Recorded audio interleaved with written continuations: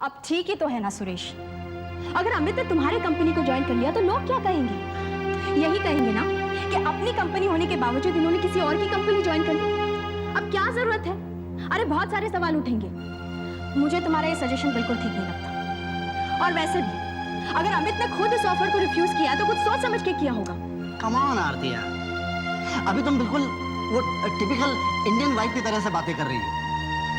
अगर ये सहाय ग्रुप की कोई भी यूनिट इंडिपेंडेंटली संभाल रहा होता ना, तो क्या मैं बेवकूफ तक इसके लिए नया ट्रेडिंग हाउस शुरू करता? नेवर। एक बात बताओ आरती, क्या तुम भी यही चाहती हो कि इतना एक्सपीरियंस, इतना टैलेंटेड, इतना इंटेलिजेंट आदमी अपनी सारी जिंदगी यूं व्हील चेयर पर बैठे इसी कमरे में गुजार दे?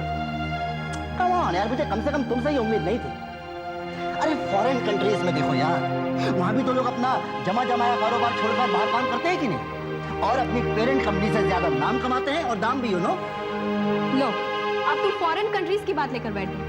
अरे ये इंडिया है, यहाँ पर सब कुछ डिफरेंटली होता है सुरेश।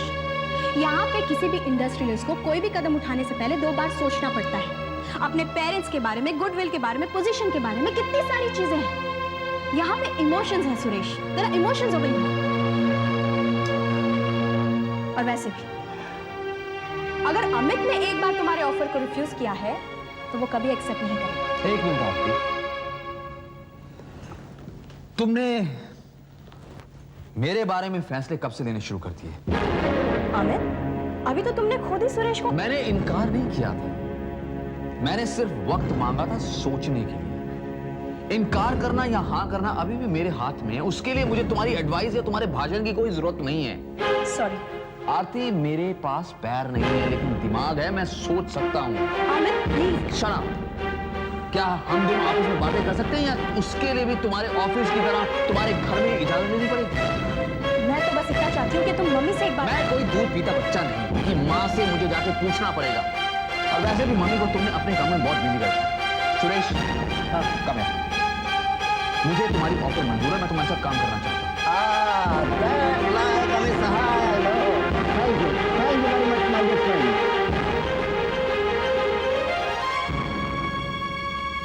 मैडम, इंस्पेक्टर गुप्ता आए, आपसे फौरन मिलना चाहते हैं। उनको बिठाओ, उनको वेट करने के लिए कहो। मैं स्टेटमेंट्स देख रही हूँ, उसके बाद हम उनको अटेंड करती हूँ। जी। पुलिस और कानून किसी का इंतजार नहीं करती मैडम। देखिए इंस्पेक्टर, मैं थोड़ी बिजी हूँ, आप बाहर वेट कीजिए, मैं आपको अटेंड करती हूँ। देखिए मैडम, मैं आपके अखबार में न्यूज छपवाने नहीं आया हूँ। मैं आपसे ये पूछने आया हूँ कि गवर्नमेंट का जो न्यूज़पेपर का कोटा जो आपको मिलता है, उसे ब्लैक करने का काम आप कितने दिनों से कर रही हैं? What? मुझे वो कोटा मेरे अखबार के लिए कम पड़ता है और आप कहते हैं कि मैं उसे ब्लैक में बेचती हूँ। आप होश में तो हैं inspector. And by the way, आपने मुझ पर इतना बड़ा इल्जाम लगाया कैसे, वो भी बिना सबूत? मेरे पास सबूत है मैडम, मैं बिना सबूत के कभी नहीं आता। मिस्टर खन्ना, मधु साहब से आपने लाइसेंस खरीदा था ना? जी हाँ। कितना ऑन दिया था? 12 लाख। क्या बकवास करते हो? मैंने इस आदमी को आज से पहले कभी नहीं देखा और ये कहता है कि इसने मुझे 12 लाख दिए। चलिए मैडम। इंस्पेक्टर, आप बिना किसी सबूत के मुझे पुलिस स्टेशन नहीं ले जा सकते। मैं अपने वकील से बात करूंगी। देखिए मैडम, एक औरत होने के नाते मैं आपकी इज्जत कर रहा हूँ। आप मुझे मजबूर मत करें कि मैं आपके साथ पुलिस वाला व्यवहार करूँ।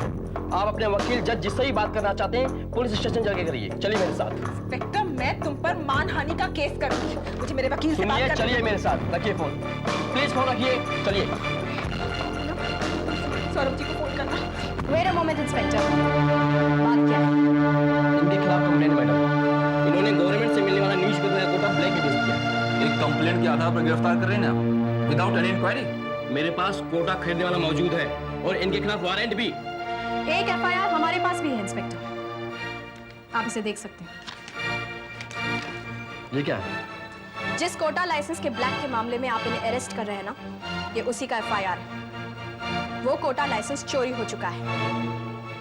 अब चोरी हुए डॉक्यूमेंट्स के साथ कोई कुछ भी कर सकता है। एनीबॉडी कैन डू एनीथिंग, और इसके लिए आप इन्हें जिम्मेदार नहीं ठहरा सकते इंस्पेक्टर। जाइए, जाकर लाइसेंस चोरी करने वालों को पकड़िए। Don't waste your time. अब इसके बावजूद भी अगर आप कार्रवाई करना चाहते हैं तो उसका हर्ष क्या होगा आप अच्छी तरह से जानते हैं इंस्पेक्टर।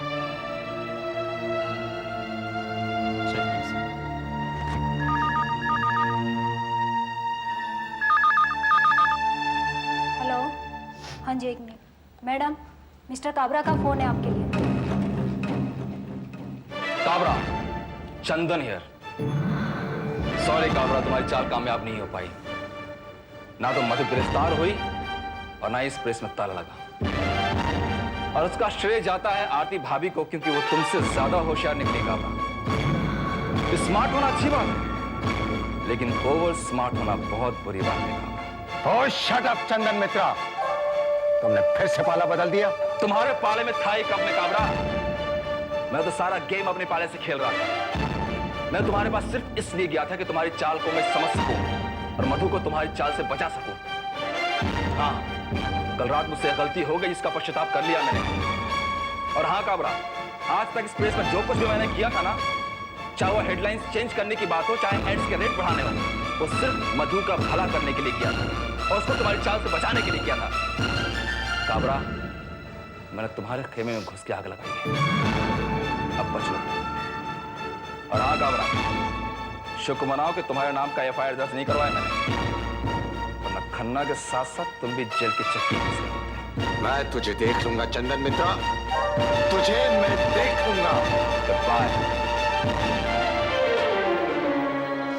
मधु, इसी रास्ते के बारे में चंदन मित्रा तुम्हें बताना चाहता था कल रात।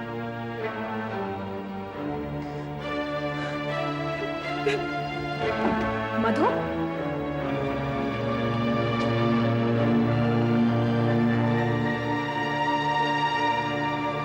Madhu, Madhu, please listen to me. Madhu, please listen to me. Leave me alone.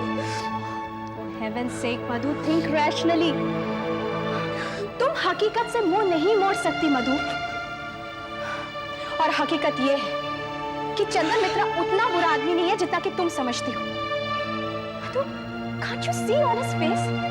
वो आज भी तुमसे उतना ही प्यार करता है। हाँ, मैं मानती हूँ कि उससे बहुत सारी गलतियां हुई हैं, लेकिन गलतियां किससे नहीं होती मधु? हम सबसे होती है गलतियां।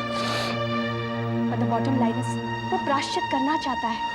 And I believe you should give him one chance, मधु। तुम्हें उसे एक मौका देना चाहिए।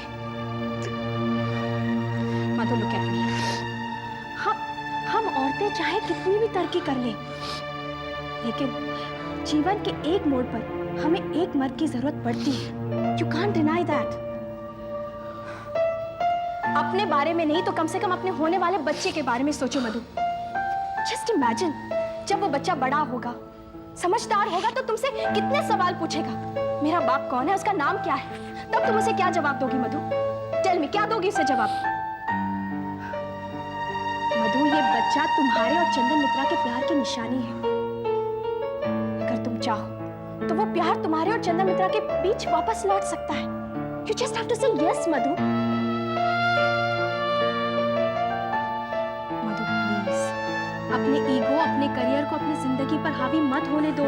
Don't do that mistake, Madhu. Please एक बार मेरी बात मान लो। तुम चंदन मित्रा को अपना लो मधु, प्लीज।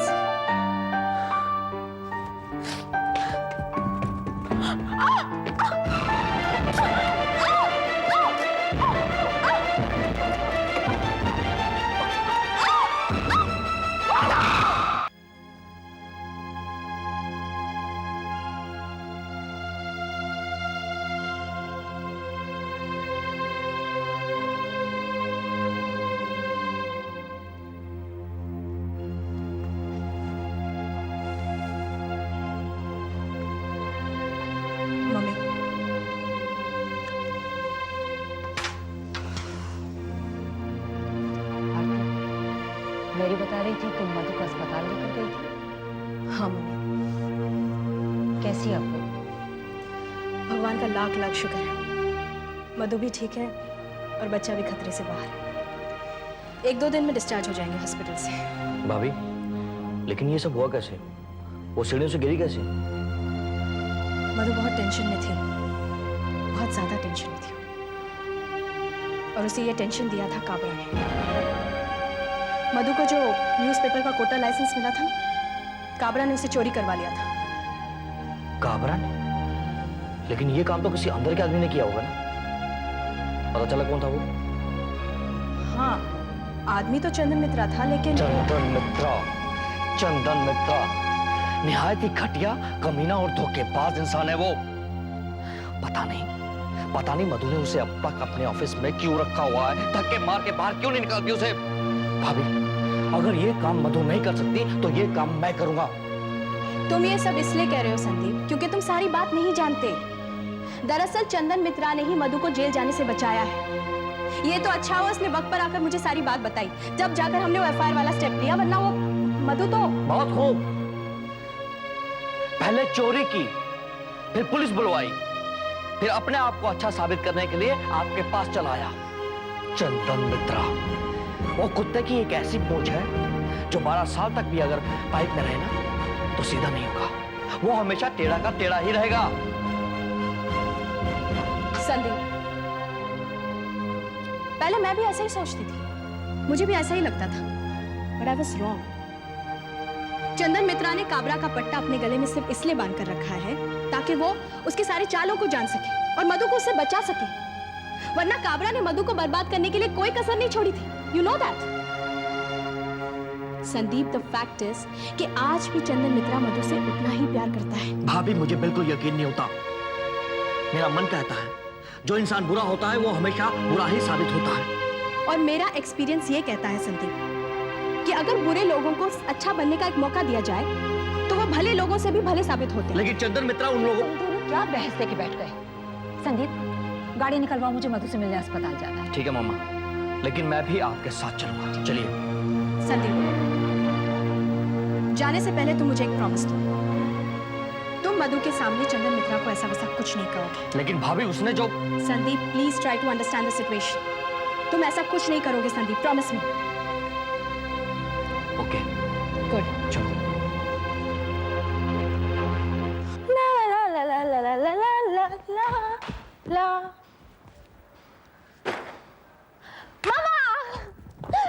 How are you, मामा? कैसे हो संदीप? मामा, मैं इतनी दिनों के बाद घर आ रही हूँ, आप मुझसे ये नहीं पूछेंगे कि मैं कैसी हूँ? हमें पता है तुम प्रशांत के। कैसा रहा तुम्हारा ट्रिप? वंडरफुल मामा। गोवा भी क्या जगह है, वहां से आने का मन नहीं कर रहा था। मैंने डिसाइड किया है। क्या? यही कि शादी की बात मैं और प्रशांत हनीमून के लिए गोवा जाएंगे। क्या बकवास कर रही हो? तुम्हारा दिमाग खराब हो गया क्या?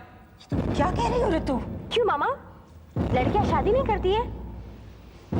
मैं प्रशांत से प्यार करती हूँ। सत्यानाश, सत्यानाश! तुम्हें और कोई लड़का नहीं मिला था क्या? शट अप संदीप, मैं मामा से बात कर रही हूँ। मैं भी मम्मा को ही बता रहा हूँ।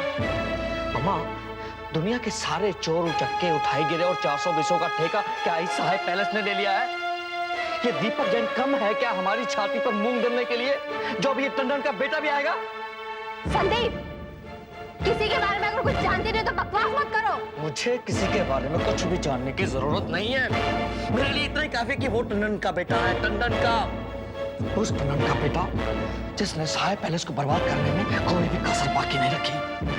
मम्मा, समझाओ इसे, समझाओ इस बेवकूफ को। टंडन के बेटे से शादी करेगी, मैं होने दूंगा तब ना। संदीप! चुप! मामा, आप तो मुझे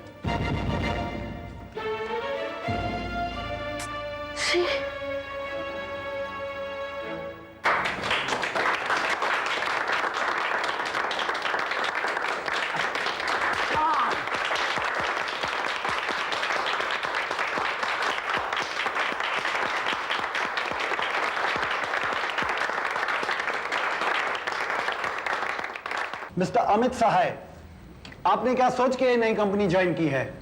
बाय द वे, आपके प्लान्स क्या है?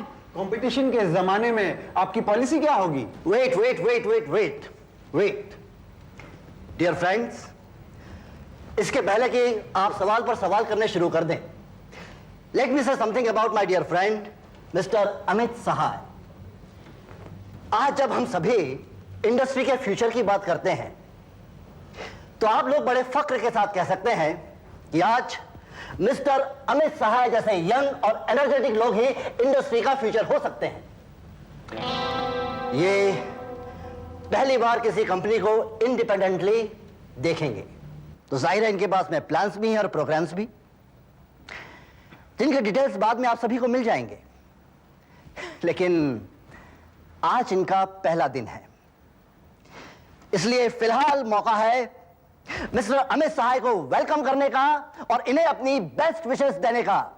सो friends, let's welcome mister Amit Sahay as the managing director of the company. Give him a big hand.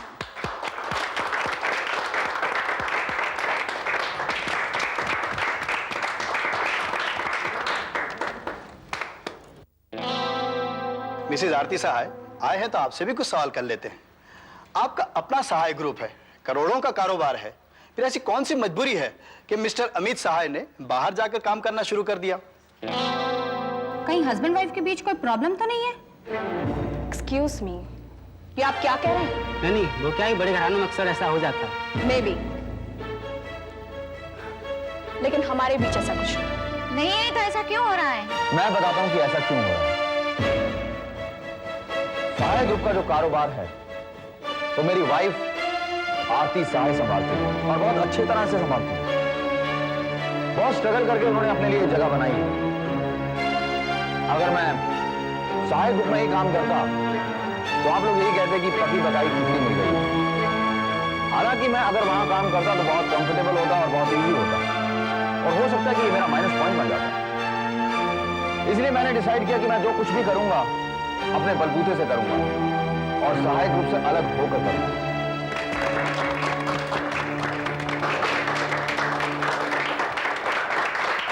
इसलिए मैंने डिसाइड किया कि मैं जो कुछ भी करूंगा अपने बलबूते से करूंगा।